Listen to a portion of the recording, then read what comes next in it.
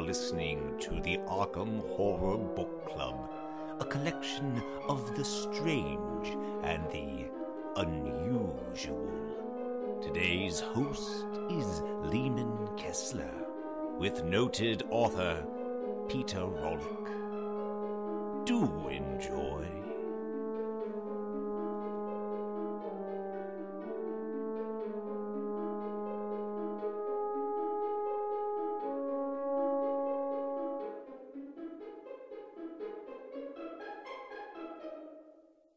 Hello and welcome to the inaugural Arkham Horror Book Club interviews. Today we have Peter Rawlik, who's going to be talking with us about his new book. Now, I say your new book, but really it's hard to keep track with your work right now, Peter. This correct me if I'm wrong, but this is turning out to be a rather prolific year for you, isn't it? Yeah, it has. Last year I did 13 stories, and this year I've done 13 stories so far, including the novel. And then I think I might hit 20 by the end of the year. And 20, gosh darn. Yeah, and I just got asked to do an introduction to a new chapbook by Willem Pugmire. Oh, that's great. What's today, October 2nd? Uh-huh. When's the deadline? The book comes out October 31st. Oh, good. So, tomorrow. Yeah, that's really fun. I like to work under pressure, so... Now, will this count as your most prolific year, or do you have some amazing turnout from like 1987 or something that you've got to compete with? No, this will count as my most prolific year, and I hope it stays as my most prolific year for quite some time. You're hoping to calm down a little next year. I hope so. I really do, because it's just been the last 4 years have been a whirlwind. Yeah. Well, because when I first met you at Necronomicon last year, and I believe you were doing some heavy shilling back then. Yes, that was for Reanimators, which... That's right. Now, when did Reanimators come out compared to when Necronomicon was? Because I feel like there was not too much of a time gap there. We actually had copies of Reanimators first at Necronomicon before it hit anywhere else.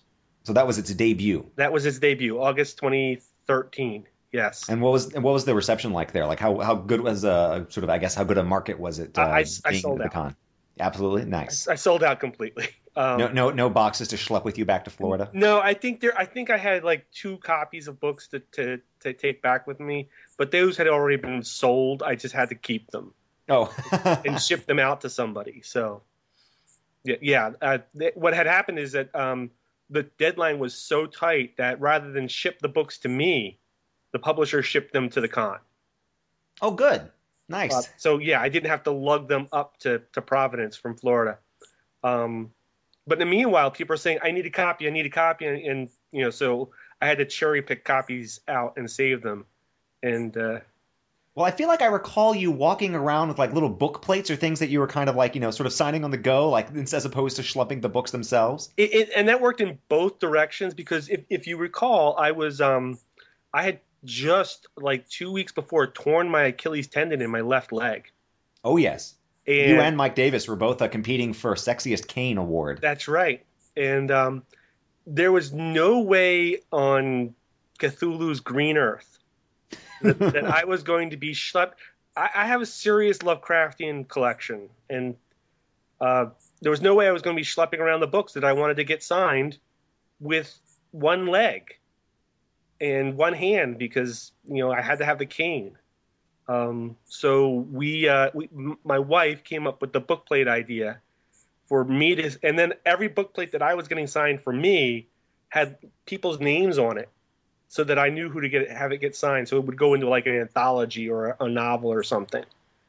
Yeah, that was really smart. I remember thinking like that's just brilliant, as opposed to just trying to have these things and juggle them and be like, oh, there you are, flip. Yes. Here's my please come back. Yeah, I'm a little OCD on that. Yeah, someday I'll show you some really great books, like 30, 40 signatures. Yowzers. Yeah, that's amazing. I think I got S.T. Joshi to sign the introduction that he did to my one copy of some Lovecraft anthology I had. And I want to say that was my sole signature that I sought and achieved. So. And we were both pretty busy during that convention. I was on panels left and right and down the street and movie premieres. It was crazy, but it was crazy fun. Well, I had the best of both worlds because I had one show that I was doing for Ask Right. Lovecraft, and then I think I was on two panels, but after that I was just getting to hang out and enjoy everything and see Yeah. everyone and heckle you from the audience and things like that. So I even got called in to fill in on, I think, Sunday morning. Somebody didn't show up for their reading. oh wow, And someone just ran up the stairs and said, you go read now. we're sending you in, kid. Yeah. So Now are you you're geared up to go to Necronomicon next year as well? that's the plan. Is it looking like you'll be doing more of the same, or are you going to try to have a slightly more relaxed schedule there? What's your hope? What's your goal? Well, I hope to have two legs. Well, okay. You know what? You are so picky about, your con experiences. Well, okay, so but for Providence, if you remember walking outside, Yes. the sidewalks slope. Well, and the cars seem to view pedestrians as target practice. Yes. And That's what I took away. a lot of the side streets are still cobblestone. Oh, yeah. So with a cane and a bad leg, that was not fun. So my first goal is to have two legs. All right. Okay. I guess that's a modest hope. My second goal is to keep busy at Necronomicon 2015, and the only thing I want to have breaks for is food. Oh, wow. So you are definitely I guess going in with a busted leg is a good way to really rough it out and feel like you can come back roaring. Yeah, I'm really glutton for punishment when it comes to doing a con. If I'm there, I want to be seen, and I want to do things for people and have fun. And yeah, maybe I might need a 10-minute break every once in a while, but I've been a fan for so long. I know what fans are like. And this, well, that's the fascinating thing about this community is there's so much fluidity between creators and fans and those of us who are writing and those of us who are reading. I mean, it's everyone is sort of a fan of someone else in a weird sort of interlocking meshy way. right. So that's a weird. I don't know. I mean, I'm sure there's a lot of other kind of industries and worlds that are like that, but it's not just the sort of there's the big Hollywood star I'm excited to see, and there's the big actor that I've been waiting for 6 hours in line to get to my Right. my handshake with. Yeah, and that's I got to meet some of my all-time favorite writers at Necronomicon, and simply be accepted among them as a peer.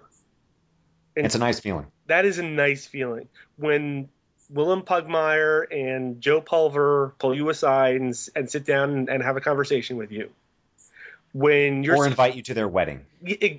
or invite you to their wedding. When you're on a panel with Alan Dean Foster and Laird Barron.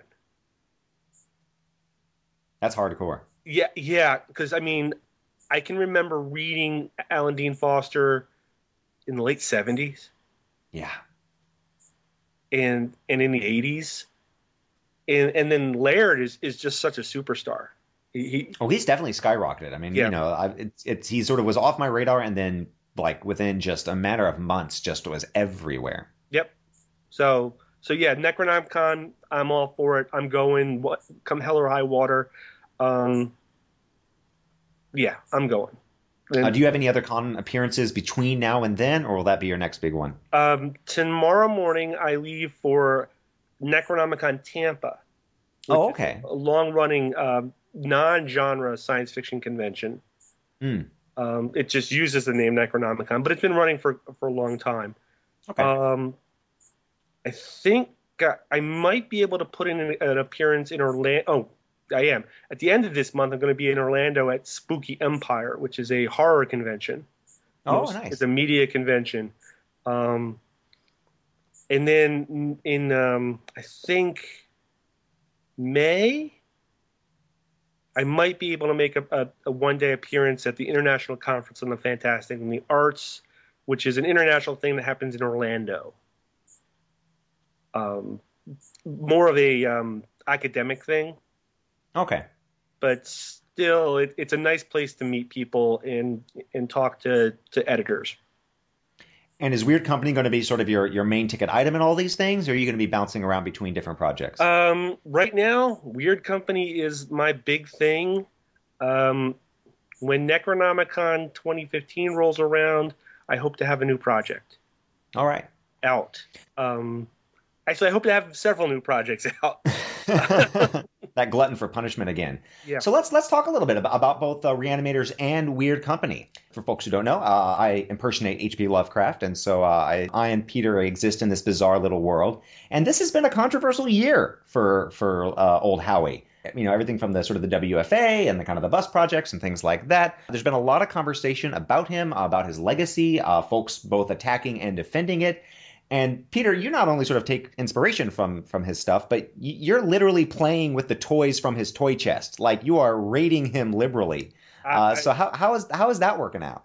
The rating? Yes. If you're not going to use your toys. Well, they're unguarded, right? Right. And actually, it's funny that you say that, because I think a lot of us have been raiding that toy box. I'm just doing it a little bit more blatantly, and I'm doing it with some toys that people have forgotten. Ephraim Waite is a big part of the Weird Company, and that's a weird fella to bring out, because he is a creepy individual. Not gonna lie to you.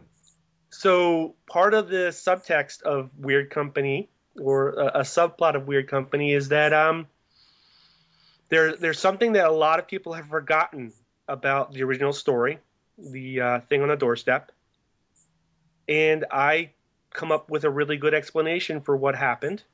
Okay. And Ephraim Waite, Asnith Waite, may not be the most horrible person there is. Good to know.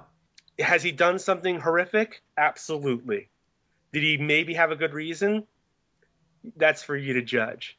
The other thing I'm concerned about is that there's this sort of linkage between what's happening in the thing on the doorstep with the Shadow over Innsmouth. Okay. In that, because you're definitely what you're playing with is playing with this continuity, playing with this world, and tying a lot of these characters together. I mean, this is Three Musketeers is populated by Lovecraftian protagonists and antagonists. So so I'm going to fully admit that the Weird Company was supposed to be the first book. Okay. All right. And the Weird Company was supposed to be, and the Weird Company grew out of this idea where I was doing this thing years ago where I was writing a history of Miskatonic Valley.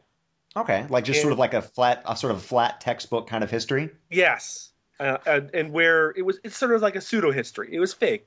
But I have this huge library of Lovecraftian fiction. It was sort of inspired by this woman who did a book about the libraries, the sub-libraries at Miskatonic University. Oh, okay. And, basically did a card catalog of the rare book room. So, yeah, you could do this with, let's do a history. Well, as I'm reading the history, I'm taking thousands and thousands of notes. And I have stacks of 3x5 cards for stories all over the place. Boxes of them. And I suddenly dawned on me in doing this that 3 characters show up or have the potential to show up in or around the Arkham area at the same time. Asnith Waite,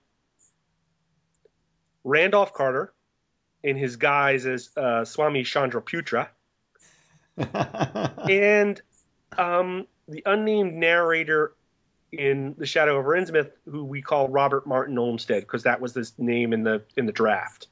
Yeah. Lovecraft never published. They're all in Arkham or trying to get to Innsmouth all at the same time. Very small window. I'm like, well, that's really cool. Wouldn't it be cool if they ran into each other? And then as I thought of it, this sort of, churned for months. I said, well, I'm a big fan of Kim Newman, a big fan of Alan Moore, and they've done this thing. They've done this thing where they've stolen characters that people aren't using anymore and shoved them together. And all these characters are in the public domain. So can we use these guys? Can we write a story? So we had this big whiteboard where my wife and I were throwing out names and ideas, and we were like the League of Lovecraftian Gentlemen, the Miskatonic Oddfellows Club, the Miskatonic Men's Club, and then in lipstick, men would be crossed out because Aseneth Waite, but not really. Wink, wink, nudge, nudge. Yes, precisely. Men in quotation marks. And we finally hit on the Weird Company, and what we really wanted to do was to have five core characters that we could bring in. And I knew who 4 of those characters were. The 5th one was supposed to be Herbert West. Okay. But because there are 2 sequels to the Herbert West Reanimator story that very few people know about, there is a sequel called Herbert West Reanimated and a Herbert West Reincarnated. And they were round robins managed by Robert Price. And I see. Okay. I happen to have copies of those. So here I'm doing this timeline, and I'm saying, I want to bring Herbert West in. But I know that the other stories don't allow for that. So I said, all right, I'll come up with a new character who has similar abilities. So I'm looking for a doctor in Arkham. And in the Dunwich Horror, Dr. Armitage's physician is Dr. Hartwell. He's there for a paragraph. And that's it. And I'm like, that's enough. That's enough. So I take this character and I write this. I'm going to just do a few stories about him so I can figure out what his motivations are. How did he become doctor to Miskatonic University's, library staff, and how did he gain similar abilities as Herbert West? And one story was written, and then another story, and then the next thing you know, there's 100,000 words. Crap. Okay, so we float that out there, thinking it would never get picked up, and of course it did. So we're sitting there scratching our head, but that's done. The Weird Company is 50,000 words in. So boom, boom, boom, we're moving really fast. And that's how we were able to get Reanimators out in 2013. And people ask me, how long did it take you to write Reanimators? It took me 6 months to write the first half and about 2 weeks to write the second. Okay. So 6 months to write 50,000 words, 2 weeks to write the second 50,000 words. And the difference is legit. The difference is that, I'm working part-time on the book for the first 6 months. And then my wife says, take your 2 weeks leave off. You're going to Panera every morning at 7 o'clock, and you won't come home until 6 o'clock at night for dinner. So I'm in Panera for like 12 hours a day typing. And if you ever want to see something surreal, sit in Panera all day. It's very strange. I can't even imagine it. Well, there are few bread companies I can imagine sitting in for several hours at a time, but just the notion of being in a Panera. Yeah. Well, first, no wonder you're able to deal with weird Lovecraftian nonsense. The idea there was it was free coffee, and it was free refills, and and then when lunch came around, it was I had free drinks for the rest of the afternoon. I just had to pay for 2 meals and 2 drinks, and I was set. But there's people making $1 million house deals and selling cars. I was not the only person doing business out of the Panera. It's kind so weird. Yeah. I kind of imagine I have this idea for a story in which there's like 3 people who are doing a multi-billion-dollar deal, but they don't ever meet each other. They're all working online. And after they close the deal together, they all stand up and they're sitting next to each other. They're all in the same Panera. The Panera bread triangle. All right. Exactly. So that's where Weird Company comes from, and this idea that first there was a possibility for these characters to meet, and the second thing is that I really want to play with people's expectations of what those characters were. That's why Ephraim Waite can be a hero. That's why you can look at some of the things that we've come to think about in Lovecraftian universe and say, well, did we just assume something and never question that assumption? So I'm playing with people's perceptions of the characters. Much in the same way that Stan Sargent and Willem Pugmire have played with some of the characters in the past as well. Well, Pugmire's decision to mess with the expectation of the gender in the Hound is one of my absolute favorite flips. Yes. I love that. Yes. It suddenly makes all those kind of unnamed, ambiguous narrators suddenly go, Right. And I did something similar. I had a story called The Strange Company, which is a steampunk story, in which I borrow the two characters from the Hound and make them a man and a woman.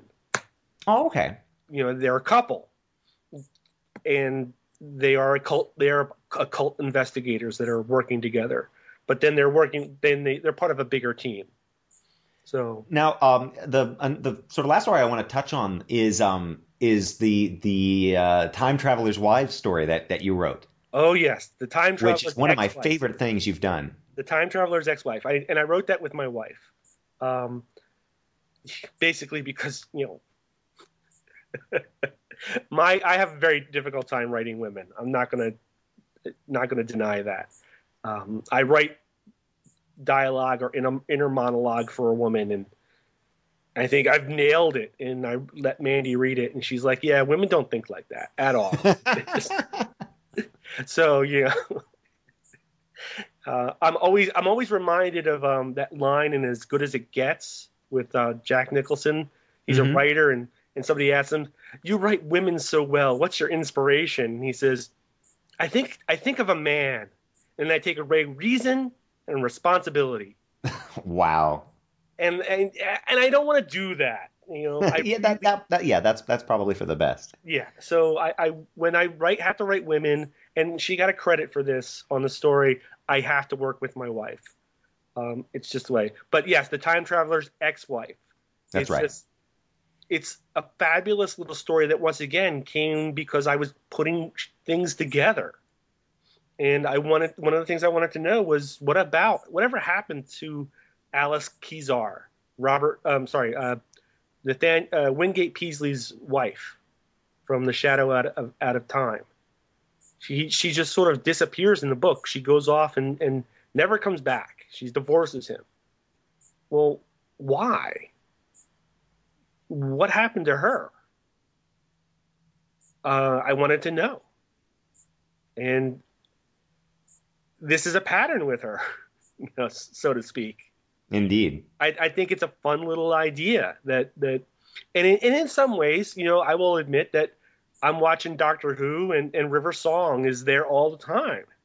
And the idea that you could have a time traveler with a wife and the problems that would create. It's just fun to me to play with. And now that you've sort of worked on all this, as you move forward, are you going to feel, I guess, I don't know how to phrase this, are you going to feel sort of constrained to keep this whole canon in your head? Or now that it's done, do you feel like you could write another story that plays with these characters in a completely different way? Okay, so Weird Company's done. It's out. I am 45,000 words into the next novel. Okay. Part of that is with stories that have already been published, but part of it was stories that have not been published. That story is the working title and probably the final title, because I absolutely love it, is called Reanimatrix. Nice. And it is about an homage to a book and movie that I love called Laura, which is actually one of the inspirations for Twin Peaks. Okay. Laura is a noir novel, and it was a film noir movie about a detective who picks up a murder of a very beautiful woman. She's been killed. Her face has been blown off with a shotgun, and through the process of investigating her murder and her life, he falls in love with her. He falls in love with a dead girl, and to the point where he moves into her house under the pretense of, doing more research. But he's in love with her. I want to do that in Arkham. With all the implications. With all the implications. So, yes, he will fall in love with a girl, a dead girl. Yeah, maybe not so dead, or maybe just dead-ish. Yeah. And it's going to be very tight. Reanimators took place over 30 years, give or take. Weird Company takes place over the course of maybe 7 to 10 days. I have to go back and check my notes, with a few flashbacks here and there across billions of years. But Reanimatrix is going to cover 1 year in life with a few flashbacks. But it's all set in 1928. It starts in April when he picks up the murder, and it ends. The climax is the Dunwich Horror. Oh, okay. Nice. The main character will be Robert Peaslee, forgotten son of yes, Wingate. Everyone talks about his brother because his brother helps out his dad. But Robert has disowned his father, doesn't want anything to do with him. In my vision, he does what every kid does. He went and joined the army, World War I. He's in Paris. He has some horrible events in Paris, which have a couple of those stories have already been published. Okay.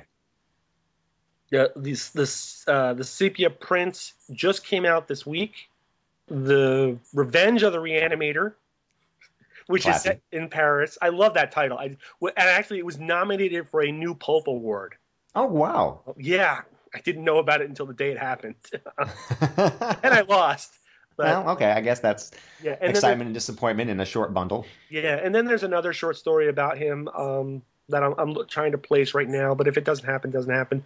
But I want him to, he doesn't want to come back to Arkham, but he gets dragged back, and somebody drags him back for a reason, and then he realizes that he has a calling. He's a bit of an occult detective, built in the vein of John Constantine. Oh, okay, sure, yeah. He has no real power, but he's willing to do whatever has to be done to solve the situation. And the power of tenacity. Yeah, and that makes him very dangerous.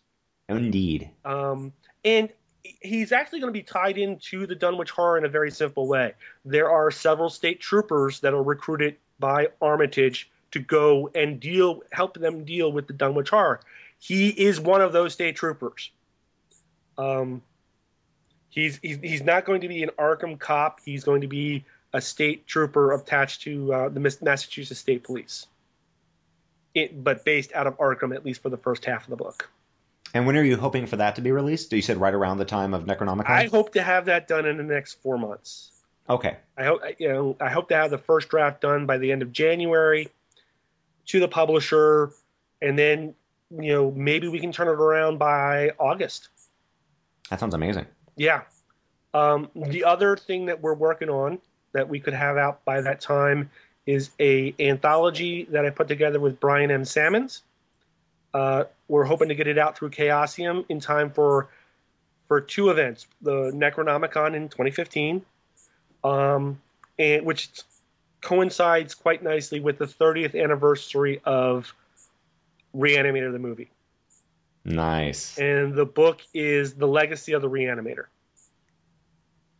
It will include the original story by H.P. Lovecraft, the 2 very rare round robins, which people spend double digits to buy in Crypt of Cthulhu, and some older stories that people have lost. I've got Molly Tanzer's story, Herbert West in Love, a story by Christine Morgan dealing with Herbert West as a elementary boy, a schoolboy. Oh, okay. And then a couple more set later on in his life. We had a lot of fun with it.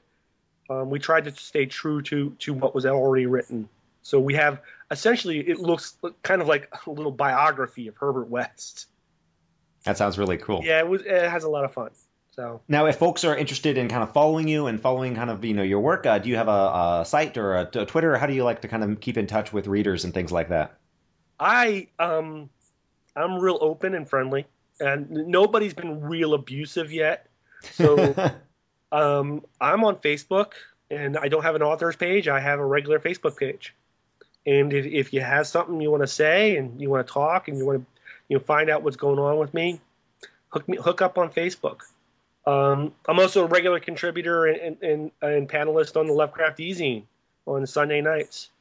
I think some of those chats on Sunday nights have been very good, very informative, and kind of fun. No, it's a good crowd. Yeah. So yeah, and if I do, there's a website, PeteRawlik.com, that just takes you to my Amazon page. Well, that's all folks need. That's really, yeah. What else do you want? If you can have 24-hour access to me through my Facebook page, what else do you need? Amazon page and their open wallet. Exact. Well, yeah. The open wallet's good. I appreciate that, but to be real open and honest here, you asked me about where I want to go with all this stuff. I'm trying to build a brand, and Reanimator, Weird Company, and Reanimatrix, they're just the start. I have one other volume is halfway done.